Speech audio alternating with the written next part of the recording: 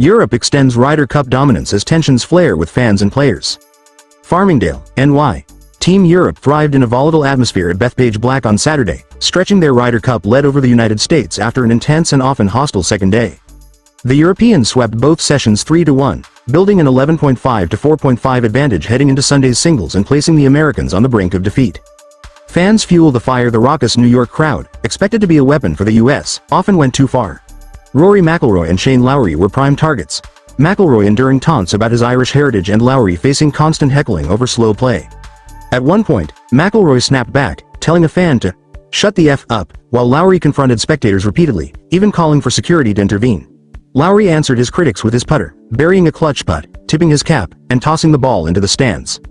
According to Golf Digest, McIlroy absorbed 30 expletives in his first 4 holes alone, but he fired back with brilliance, hammering a drive down the fairway and responding, "I'm really F***ing good." On-course drama tensions weren't limited to the galleries. Bryson DeChambeau and Tommy Fleetwood clashed verbally on the 15th green, with caddies also joining the exchange. Fleetwood had the final say, partnering with Justin Rose for a 3-2 win. Fleetwood remains flawless this week at 4-0, and his career Ryder Cup record now stands at the 2nd of March 11, the best mark in European history for anyone with 10 or more matches. U.S. stars struggle. World number 1 Scottie Scheffler's nightmare continued, falling to 0-4-0 for the week. He became the first American since 1971 to lose his first 3 matches and was still sent out for a 4th, which ended in another defeat.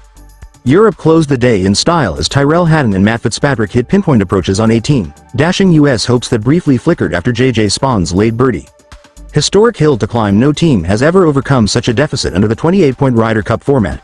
For the U.S. to retain the cup, they must win 10 of 12 singles matches on Sunday. A virtually impossible task. For Europe, the challenge is simpler. Finish the job on what has already been a weekend of dominance, drama, and defiance.